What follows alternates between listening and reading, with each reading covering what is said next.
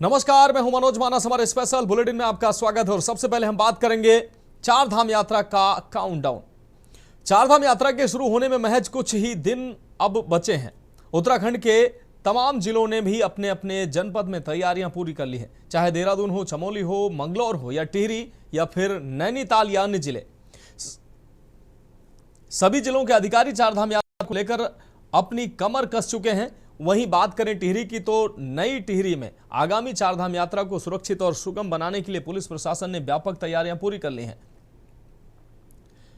गंगोत्री और यमुनोत्री धाम के कपाट 19 अप्रैल को खुलेंगे, जबकि 22 अप्रैल को केदारनाथ और 23 अप्रैल को बद्रीनाथ धाम के कपाट खुलने के साथ यात्रा पूर्ण रूप से शुरू हो जाएगी।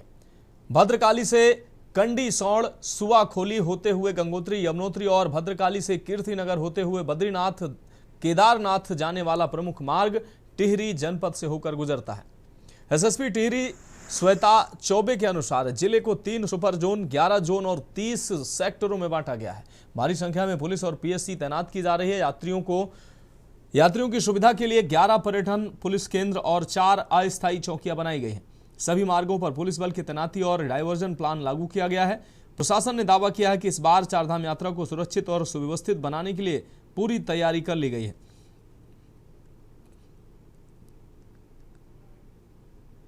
अगर हम देखा जाए तो सबसे जो बड़ा रूट सर्किट चारधाम यात्रा का है वो इसी जनपद से होकर गुजरता है। इसके लिए पुलिस प्रशासन की तरफ से पर्याप्त व्यवस्था जो है वो की गई है।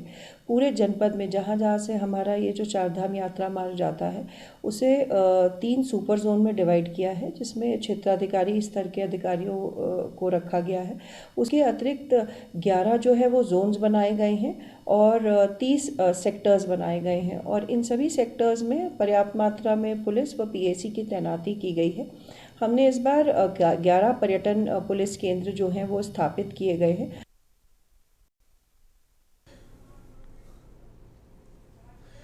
और इस खबर पर अहम अपडेट के लिए हमारे ब्यूरो चीफ राजेश वर्मा जी हमारे साथ जुड़ चुके हैं। राजेश जी, चार धाम यात्रा का काउंटडाउन जो है वो अपने अंतिम दौर में है और चार धाम यात्रा से जुड़ी सभी तैयारियां जो है प्रदेश सरकार ने और स्थानीय प्रशासन ने पूरी कर ली है और तमाम जो जिले जहां जहां से यात्रा होकर गुजरती है और यात्री वहां से गुजरते हैं, सभी तैयारियां मुकम्मल कर ली गई हैं। क्या कुछ अहम जानकारी देंगे इस अहम खबर को लेकर? बिल्कुल मनोज जी, चारधाम यात्रा का आगाज जो है वो कल से हो जाएगा और कल जो है गंगोत्री और यमुनोत्री के कपाट खुलने जा रहे हैं। वही पूरी व्यवस्थाओं को लेकर के मुख्यमंत्री पुष्कर सिंह धामी ने ग्राउंड जीरो से जो है वो इस पूरे जो यात्रा रूट है उसका जायजा लिया और साथ ही जो यात्री हैं उनको आज हरी झंडी दिखा करके उनको रवानगी उनकी की है। और कहा जा सकता है कि देखिए महत्वपूर्ण चारधाम यात्रा है। 19 तारीख को गंगोत्री यमुनोत्री के कपाट खुलेंगे, तो साथ ही 22 अप्रैल को जो है केदारनाथ के कपाट खुलेंगे और साथ ही 23 अप्रैल को जो है वो बद्रीनाथ के कपाट पूरे विधि विधान से खुल जाएंगे। लेकिन कुल मिलाकर के चारधाम यात्रा को लेकर के सरकार ने कमर कस ली है और तमाम जो तैयारियां हैं, तमाम जो दावे हैं वो सरकार यहाँ पर करती हुई नजर आ रही है। अभी तक की बात करें तो मनोज, पिछले साल 52 लाख से ज्यादा श्रद्धालुओं ने जो है वो चारधाम यात्रा के दर्शन किए थे और अब जो है ये आंकड़ा इस बार जो है वो पार करने का एक आंकड़ा जो है वो धामी सरकार ने लिया है। और यही वजह है कि धामी लगातार मॉनिटरिंग कर रहे हैं। तमाम जिला अधिकारियों को जो है यात्रा रूट और यात्रा से संबंधित दुरुस्त रहने के आदेश जो है वो धामी सरकार की तरफ से दिए गए हैं और आज भी कई ऐसे व्यस्त कार्यक्रम जो है वो धामी सरकार के रहे, यहाँ की मुख्यमंत्री के रहे जो यात्रा से संबंधित थे। तो कहा जा सकता है कि कल जो है यात्रा का आगाज हो जाएगा और कहीं ना कहीं बड़ी संख्या में जो श्रद्धालु हैं तो वो यात्रा के लिए अपने रजिस्ट्रेशन जो है वो करा रहे हैं और इसको देखते हुए कहा जा सकता है कि पूरी तैयारियों में जो है धामी सरकार इस समय चारधाम यात्रा को लेकर के लगी हुई है।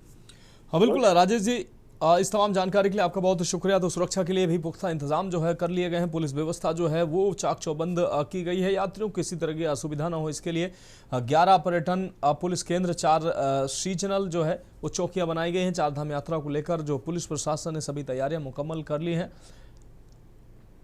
19 अप्रैल से यात्रा का आगाज हो रहा है और इस यात्रा के आगाज से पहले सभी तैयारियां मुकम्मल कर ली गई हैं। मुख्य मार्ग जो है टिहरी से होकर गुजरता है, इसलिए टिहरी प्रशासन जो है पूरी मुस्तैदी से पूरी व्यवस्थाओं को चाक चौबंद करने में लगा हुआ है। और अब हम बात करेंगे टारगेट फिट विभाग हिट। उत्तराखंड सरकार के लिए कुबेर का खजाना माना जाने वाला आबकारी विभाग इस बार नैनीताल जनपद में अपने प्रदर्शन को लेकर चर्चा में है। विभाग ने वित्तीय वर्ष 2025-26 के लिए शासन द्वारा निर्धारित 319 करोड़ रुपए के राजस्व लक्ष्य को 100% प्राप्त कर एक नया कीर्तिमान स्थापित किया है। जिले के इतिहास में यह पहली बार है जब विभाग ने डेडलाइन के भीतर अपने लक्ष्य को पूरी तरह छू लिया है। आंकड़ों के मुताबिक 2024-25 में शासन ने 321 करोड़ का लक्ष्य दिया था, लेकिन विभाग 299 करोड़ रुपए ही जुटा पाया था। पिछली कमी को सुधारते हुए इस बार 2025-26 की उपलब्धि 319 करोड़ रुपए का लक्ष्य हासिल किया गया है। शानदार प्रदर्शन को देखते हुए शासन ने वित्तीय वर्ष 2026-27 के लिए नैनीताल जनपद को 342 करोड़ रुपए का नया टारगेट थमा दिया है। विभाग अब इस नए और चुनौतीपूर्ण लक्ष्य को भेदने की तैयारी में जुट गया है। जिला आबकारी अधिकारी मीनाक्षी टमटा ने इस सफलता का श्रेय टीम वर्क को दिया है। उन्होंने बताया कि इस मुकाम तक पहुंचने के लिए कई मोर्चों पर एक साथ काम किया गया। प्रवर्तन टीमों ने कच्ची और अवैध शराब की तस्करी पर कड़ा प्रहार किया। शराब की दुकानों के संचालन और लाइसेंस व्यवस्था की मॉनिटरिंग की गई, तब जाकर यह लक्ष्य कहीं पूरा हो पाया।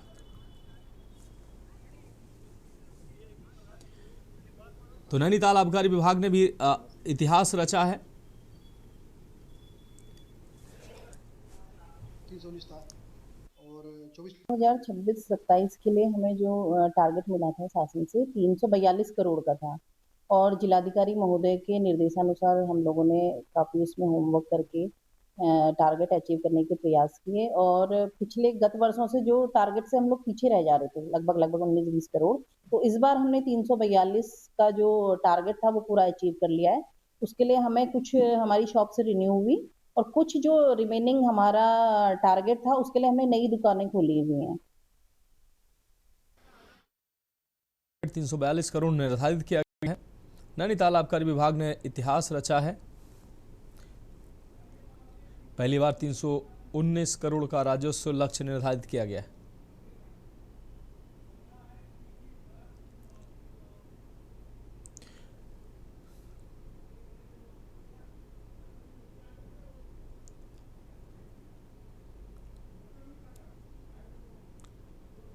तो अगले साल का टारगेट भी अब बढ़ाया गया है, 342 करोड़ किया गया है। हल्द्वानी नैनीताल नगर ने जो अपना राजस्व है उसकी रिकॉर्ड वसूली की है, 100% का लक्ष्य पूरा किया है और पहली बार ये आंकड़ा 319 को पार कर गया है। निर्धारित समय सीमा के अंदर ये जो है लक्ष्य पाया गया है। इसमें तमाम विभागों के समन्वय और कड़ी मेहनत के बाद जो है इस लक्ष्य को हासिल किया गया है और अगले साल का टारगेट कहीं ना कहीं 342 करोड़ रुपए शासन के द्वारा जनपद को थमाया गया।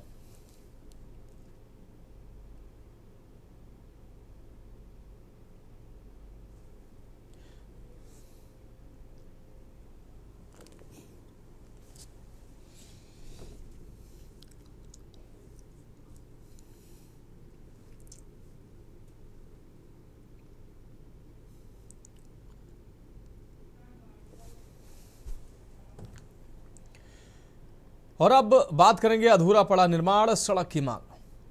टिहरी गढ़वाल के कीर्तिनगर में सड़कों के निर्माण की मांग को लेकर ग्रामीणों का आक्रोश देखने को मिला है। देवप्रयाग विधानसभा क्षेत्र के पट्टी बड़ियारगढ़ के ग्रामीणों ने लोक निर्माण विभाग कार्यालय में तालाबंदी कर विरोध प्रदर्शन किया है। ग्रामीण नौड़ा चोनी धोलियाड़ा से तेगड़ मोटर मार्ग, छाम से खल्याणी मोटर मार्ग और धौड़गी से धबदार मोटर मार्ग निर्माण की लंबे समय से मांग कर रहे थे, लेकिन वर्षों के बाद भी इन परियोजनाओं को वित्तीय स्वीकृति नहीं मिल पाई है। सामाजिक कार्यकर्ता डॉक्टर प्रताप भंडारी के नेतृत्व में ग्रामीणों ने कीर्तिनगर मुख्य बाजार से तहसील तक आक्रोश रैली निकाली और सरकार व विभागीय अधिकारियों के खिलाफ नारेबाजी की। इस दौरान धरना प्रदर्शन भी किया गया। ग्रामीणों का कहना है कि सड़क सुविधा न होने के कारण उन्हें कई किलोमीटर पैदल चलना पड़ता है, जिससे बुजुर्गों और मरीजों को भारी दिक्कतों का सामना करना पड़ रहा है। यहाँ तक कि एक महिला को प्रसव पीड़ा के दौरान अस्पताल ले जाते समय जंगल में ही बच्चे को जन्म देना पड़ा। प्रदर्शन के बाद उप जिलाधिकारी ने विभागीय अधिकारियों के साथ बैठक कर समस्या के समाधान का आश्वासन दिया। सकारात्मक कार्रवाई के भरोसे पर ग्रामीणों ने अपना धरना प्रदर्शन स्थगित किया है।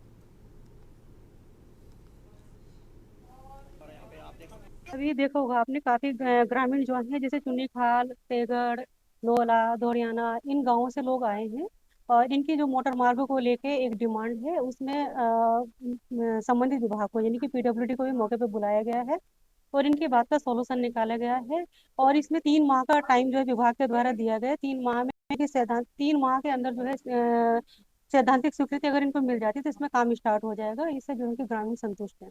मैंने अभी भाषण में कहा था ना कि OIGS on India government service, तो मैं आपको बताऊं, एक 4th क्लास का कर्मचारी से लेकर और राष्ट्रपति तक, यानी जो भी पे लेता है, वेतन लेता है, वो सरकार का नौकर है। वो जो अधिकारी ऐसा कह रहा था, उस अधिकारी को कोई ज्ञान नहीं है। नहीं, देखिए, भारतीय संविधान के अंतर्गत ये है कि भाई सबको अपनी बात कहने का एक अधिकार है वो अपनी बातें रख सकते हैं। लेकिन जिस प्रकार से लॉ एंड ऑर्डर को अपने हाथ में लिया गया है, कार्यालय में तालाबंदी कर दी गई है, तो ये एक अच्छी परिपाटी नहीं है और आने वाले समय में इसके भाई कई दुष्परिणाम सामने आ सकते हैं। ठीक है, सड़क नहीं बनी, उसका भी अपना एक तकनीकी कारण है, उसमें किसी का कोई ऐसा भाई विभाग का उसमें ऐसा अपना कोई विभाग ने अपना कार्य किया है। विगत कई वर्षों से रोड के लिए आश्वासन दिया जा रहा है कि हमारे टेंडर पड़ने वाले हैं, सर्वे पे सर्वे हो चुकी है, कई आश्वासन दिए जा रहे थे। तो उस पे जब कई साल दर साल मतलब हमारी सुनवाई को, हमारी समस्या को अमल में नहीं लाया जा रहा है, तो इसलिए हमने अभी 9 तारीख पे वो ज्ञापन दिया था SDM मैडम को कि हम 17 तारीख को यहाँ पे धरना प्रदर्शन करेंगे रोड के संबंध में अपनी समस्याओं को लेके। तो आज हमें जो भी मिला सकारात्मक जवाब मिला है कि हमारे 3 महीने के अंदर अंदर जो रोड की जो भी समस्या है उस पर हमें सकारात्मक जवाब मिल जाएगा। सबसे पहले तो मैं ये बताना चाहता हूँ, ये तालाबंदी करके हम आ रहे हैं लोक निर्माण विभाग पे। हमने पूर्व निर्धारित जो कार्यक्रम था, हमने उप जिलाधिकारी जी के माध्यम से 9 तारीख को ये कहा था कि भाई हम जो है हर हाल में तालाबंदी करेंगे और आज हमने उस तालाबंदी को सफल बनाया है और आप सब जानते हैं कि क्षेत्रीय जनता यहाँ पर आ रखी है। और अगली महत्वपूर्ण खबर की हम बात करेंगे, लेकिन उससे पहले अपने दर्शकों को सीधा लिए चलेंगे पश्चिम बंगाल, जहां पर बांकुरा में मुख्यमंत्री योगी आदित्यनाथ ने रोड शो किया। रोड शो के बाद क्या कुछ कह रहे हैं हम आपको सुना देते हैं। कार्यकारिणी के सदस्य श्री स्वागत पात्रा, जनता पार्टी के सभी जिला पदाधिकारीगण, सभी के पदाधिकारीगण, मंडल अध्यक्षगण, उपस्थित बहन और भाइयों, मैं सबसे पहले बांकुरा के आप सभी बहनों और भाइयों को इस जोरदार और शानदार रोड शो के लिए अभिनंदन करता हूं। मैं इस पावन धरा को कोटि कोटि नमन करता हूं। बहनों और भाइयों, बंगाल भारी कल्चरल कैपिटल के रूप में जानी जाती है। टीएमसी, कांग्रेस और कम्युनिस्टों ने इसकी पहचान को मिटाया है। आज मैं आप सबका आह्वान करने के लिए आया हूं जो अपने इस रोड शो के माध्यम से यहां पर अभी प्रस्तुत किया है। आज मैं प्रातः काल से ही बंगाल में हूं। प्रातः कालीन में मैं उत्तरी बंगाल में कूच बिहार में था, जलपाईगुड़ी में था।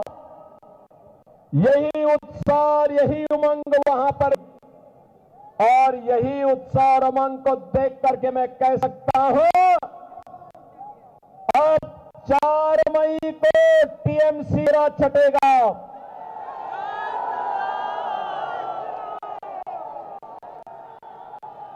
बीजेपी का सूरज बंगाल में खिलेगा और कमल खिलेगा। ये खेला शेष, उन्नयन शुरू। मैं कहूंगा एक बार खेला शेष, कहेंगे ओनियन शुरू, ए बार खेला शेष, ए बार खेला शेष, पढ़ो दौड़कर, पलटानो दोकार, आमार सोनार बांग्ला, टीएमसी मुक्तो बांग्ला, आमार सोनार बांग्ला, आमार सोनार बांग्ला। आप सबसे मेरी अपील है, एक सुरक्षित, समृद्ध और भारत की इकोनॉमिक ग्रोथ इंजन के रूप में कार्य करने वाले बंगाल के लिए भारतीय जनता पार्टी के प्रत्याशी श्री नीलाद्रि सेना को भारी बहुमत से विजयी बनाने की अपील आप सबसे करने के लिए मैं यहां आया हूं।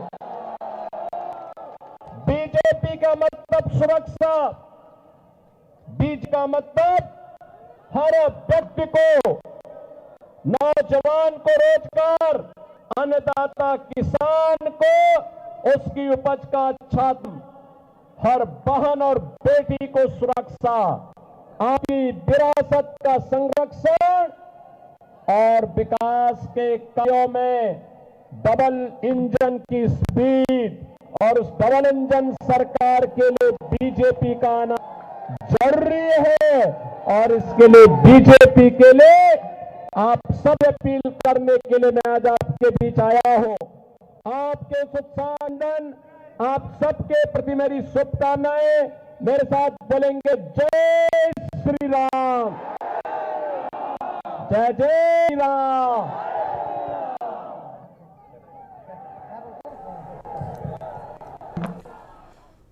तो फिलहाल हमारे स्पेशल बुलेटिन में वक्त एक ब्रेक का, जल्द हाजिर होंगे।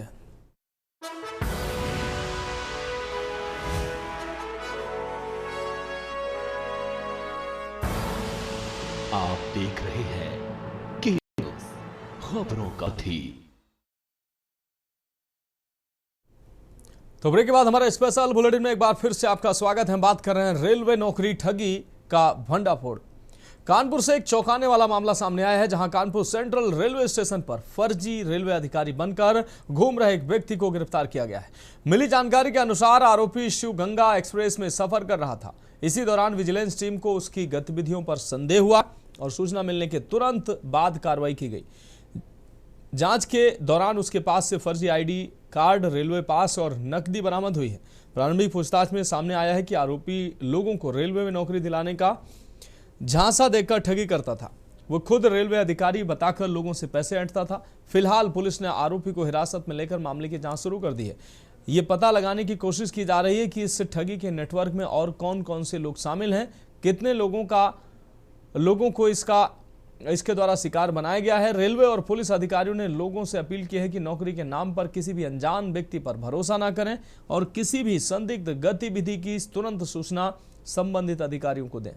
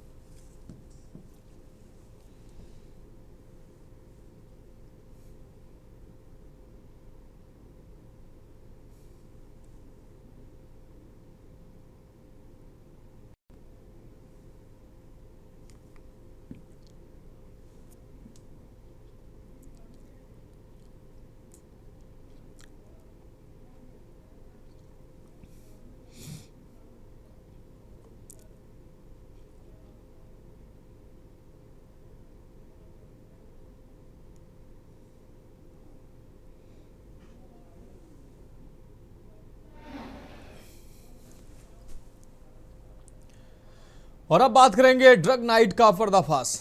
उत्तर प्रदेश के कानपुर में पुलिस ने एक हाई प्रोफाइल ड्रग रैकेट का पर्दाफाश किया है। नवाबगंज थाना क्षेत्र के स्थित एनआरआई सिटी के एक क्लब में चल रही एलएसडी ड्रग नाइट पर पुलिस ने देर रात छापेमारी कर हड़कंप मचा दिया।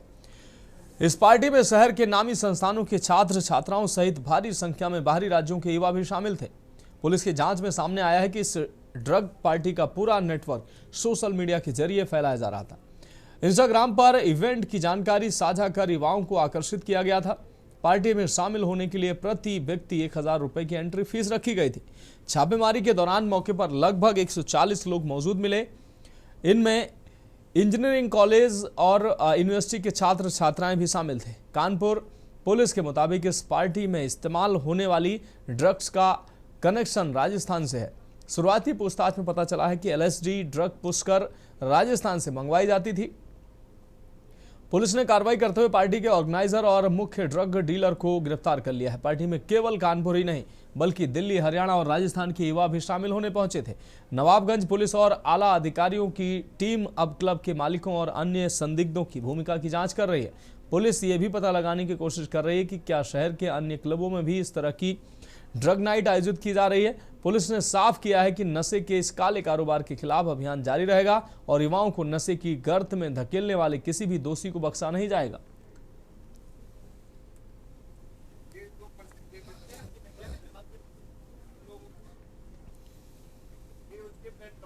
ये इंस्टाग्राम पे एक एडवर्टाइजमेंट भेजा गया था जिसमें ड्रग पार्टी में पार्टिसिपेट करने के लिए इनवाइट करा गया था। इसमें दिल्ली, राजस्थान और हरियाणा से भी लड़कों ने पार्टिसिपेट करा है। करीब 140 लोगों के द्वारा कल रात को एक पार्टी करी गई है। उसमें LSD का, गांजा और शराब परोसी गई थी। ड्रग पार्टी उसकी एडवर्टाइजमेंट का हम लोगों ने लगातार मॉनिटर कर रहे थे। हमने अपनी टीम से वहाँ पर रेड कराई। उस रेड में जो है LSD रिकवर हुई है।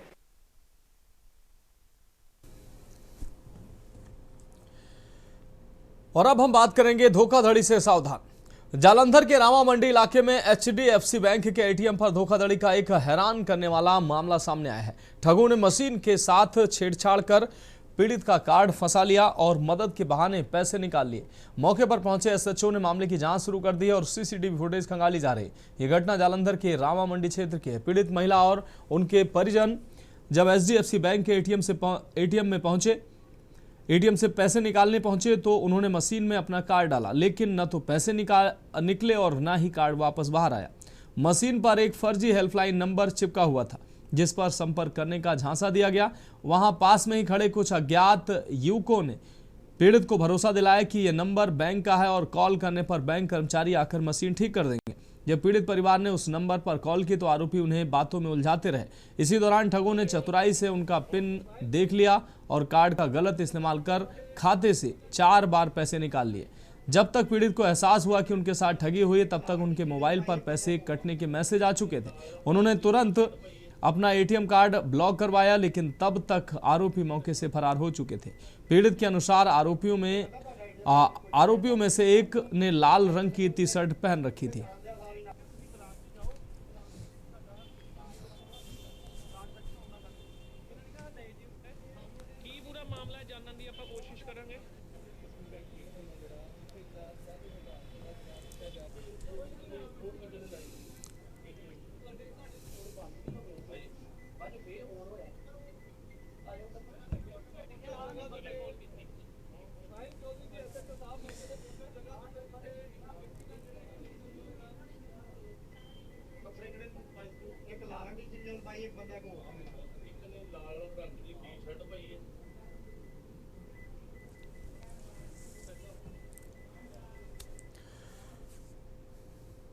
फिलहाल हमारे स्पेशल बुलेटिन में अभी के लिए मेरे साथ इतना ही। मुझे दीजिए इजाजत और आप देखते रहिए के न्यूज़ इंडिया।